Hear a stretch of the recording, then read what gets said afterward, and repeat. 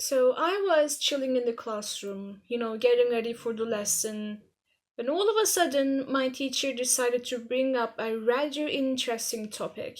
She told us how her sister became addicted to antidepressants after going through a breakup. She apparently went to the doctor and never had a therapy session. She was just giving the medicine and told to use them. That kind of sounded bizarre to me, since it is crucial to have those sessions while on medication. There surely must be something wrong. After that, our teacher talked about how the media is spreading the popularity of mental illnesses to especially youngsters and how this is affecting us terribly, which I mostly agree. But then, after all she said, after she talked about how depression is a serious disorder and it should not be taken lightly, she kind of started fetishizing the illness by saying that she, in fact, wanted to have depression. She wanted to go to a supermarket, buy some candy and chocolate, go home, cry, watch something. Um, and that is normal if you have such condition to take care of yourself, to spend time for yourself. If you happen to ignore that she wanted to become sick, but this is where it gets kind of bizarre. Apparently, something funny and cheerful happened on the way home, and all her depression mood got ruined.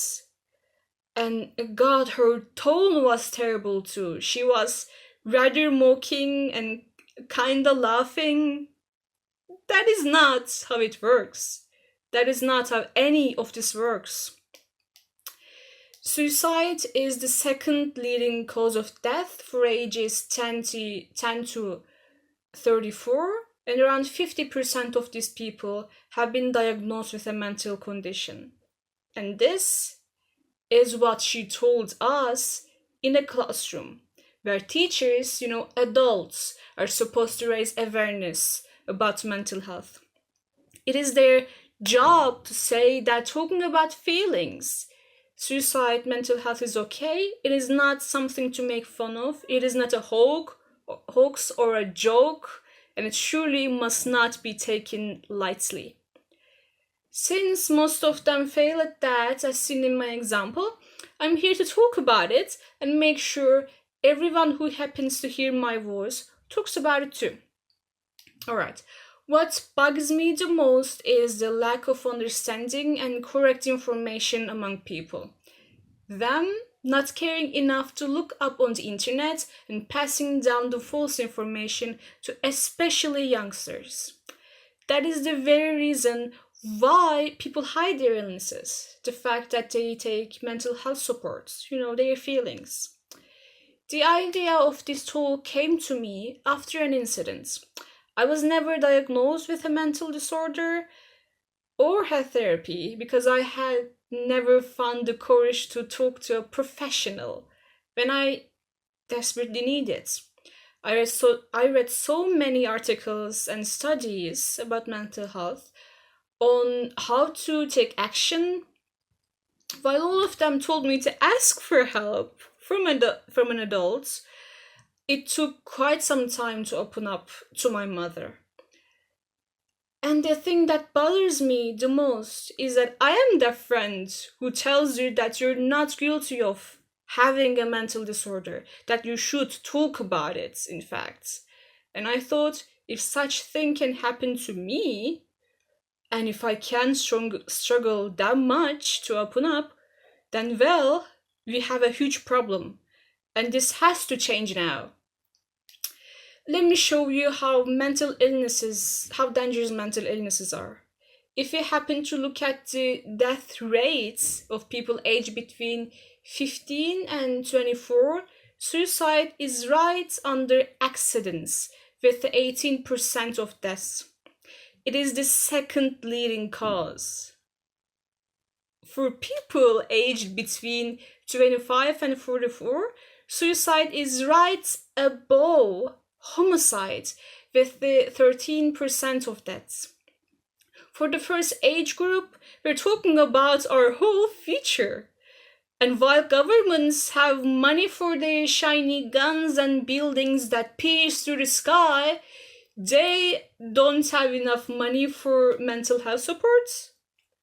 Do you expect me to believe that? These people are 100% of our future, and a great amount of them are not happy with these actions.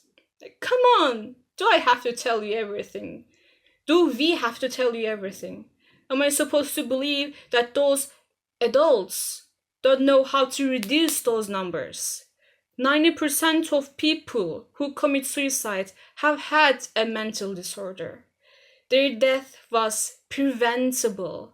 I see artists like Destiny Blue suffering from depression and not having enough financial support for a proper treatment. When Notre Dame Cathedral burned down, people, including governments, pledged a total amount of $1 billion. If they have enough money for that, I'm sure they have enough money to save their citizens, their people's lives. So they should stop doing whatever they're doing and start giving, especially schools, the proper mental treatments, health supports they need. I don't want to lose more people to suicide. And if you don't want that either, do your best to inform people around you. Here are some crucial things to remember I gathered. 1. Having a mental disorder is not something to be ashamed of. 2. It is not something that you can use to raise your popularity. 3. It is okay to ask for help from a professional, a trusted friend, or a family member. 4.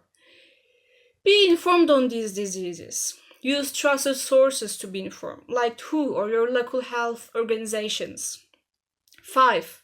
Inform others. 6. If you believe someone needs help, talk to them. It may be hard for them to open up, and they may need your push. 7. And remember, these illnesses are never a joke, and it must be taken seriously. For your friends, for your family members, for that friend of mine who thinks that she needs to hide the fact that she takes mental health support. Be informed and inform others. Thank you for listening to my story.